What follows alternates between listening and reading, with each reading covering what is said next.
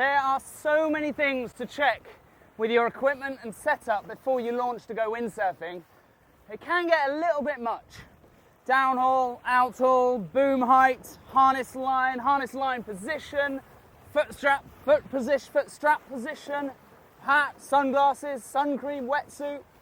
The list goes on a little bit more than that. But the thing I'm going to run you through just now is a check that you can do probably once and then leave it. And it's all about setting up your harness. Now the harness, I mean the harness you're wearing, not the harness lines on the boom. That's what we're going through just now. A few little tweaks, and quite an important hack, I think, that will really help you set things up nice and make sure you have the best possible time on the water.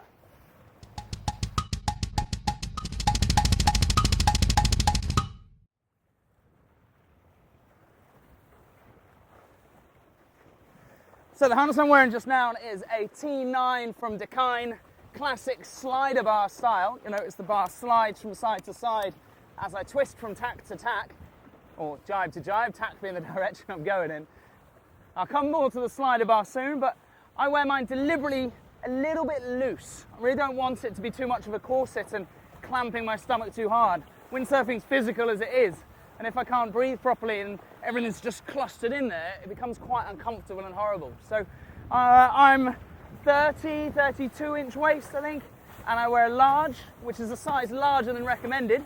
I don't think I'm a big guy. I definitely could fit a medium, and that's the recommended size, but I've upped it by one. It makes it feel nice and loose and nice and comfortable. And you'll notice that does allow that bar to twist nicely from side to side. Like I say, I'm going to come back to that soon though. The hook is sitting roughly around my belly button, which sets things up nicely for everything I want to do. Not too high and not just hanging down low like some of the seat harnesses would, and then you have to adapt various other things if your hook is very low. So around the navel, around your belly button is a good starting point of where it should be. And if we're in a nice stance, nice straight stance like you can see now, committing even down to the super stance, a little bit lower, it still isn't rising up because I'm not squatting. And that, to be honest, is the problem with a seat harness, without going into loads of info on a seat harness or a waist harness, but just because you're wearing a seat harness doesn't mean you have to sit. The common problem I see, and if you're in a waist harness, you definitely shouldn't be sitting, or that harness will start to rise up to your chin and be very uncomfortable. Now, there's an important hack that I've done to the harness just here. I think this is quite important actually, is every time I windsurf, I take with me a piece of string, as in a piece of rope, the nice downhaul setting, the same sort of rope that I've got on my downhaul, outhaul, and the inhaul, the little bit of rope connecting my boom to my mast just here. It's a decent length as well, like it's 2.5 to 3 meters, tied up into a little bundle.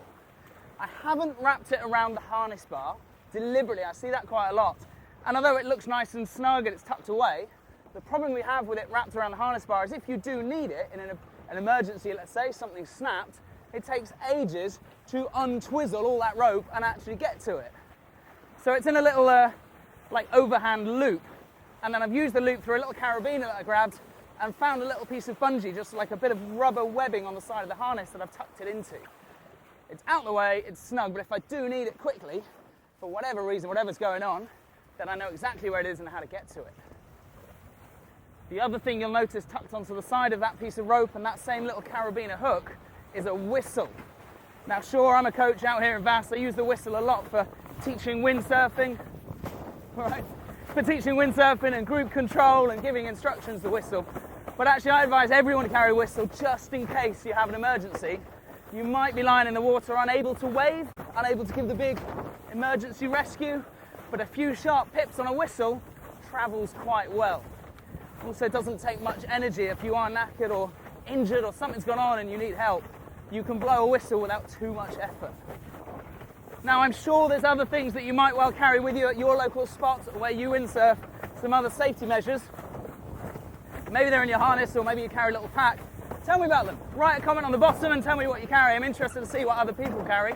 But for me out here, and as a general day-to-day windsurfer in a nice, safe environment like this, that's the sort of bare minimum I carry with me.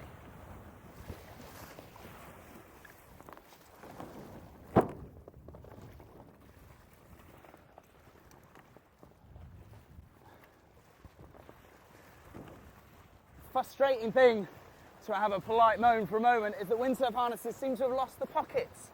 I had the older Dakine slider bar, I think it was the T6 I had, still have actually, and I had a really nice little pocket on the back, in the middle, just about big enough for the whistle and for the little piece of twine or the little piece of rope that I'm carrying. Super annoying you got rid of that. Dakine, why? Put it back on.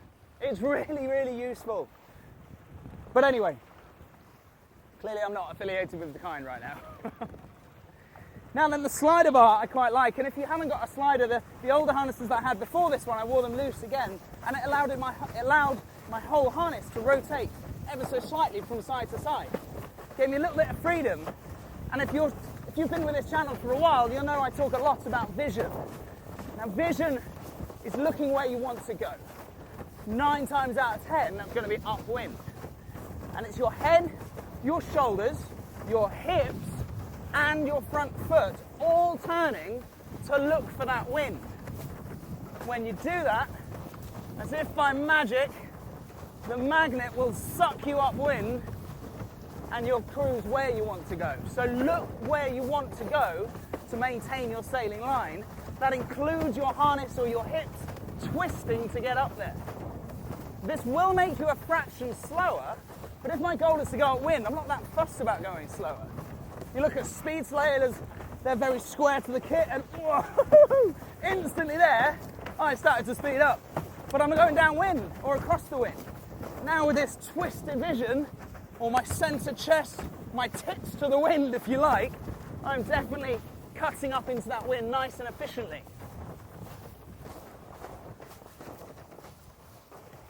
And that's the reason I really like slider bars and or wear the harness a little bit loose. It really allows that twisted vision to happen. And it's not like an uncomfortable twist, you know, when you're lifting a box correctly. Obviously your manual handling technique says to lift boxes with a straight legs and a bent back, or maybe it's the other way around. And of course, if you're twisted and exerting pressure, that's possibly not the best way of doing it. So I'm not saying it's going to be such a horrible, uncomfortable position, but a lot of guys I coach tell me, yeah, I'm pretty sure I've got good vision, and our head is looking forwards, but the shoulders, the hips, and the front foot have not. In the sort of position I'm in right now, that's not really the vision I'm talking about. Head, shoulders, hips, there's that harness. You may have heard that click slightly there.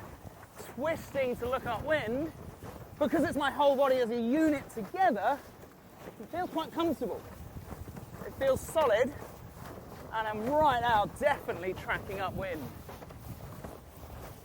So that started with a few little setups to do on the harness, and then I moved on to that vision. Hopefully it made a little bit of sense and has opened your eyes a little bit to what's going on out here. Thanks again for joining me. Whack that subscribe button. Maybe even leave a cheeky comment for me down at the bottom. See ya.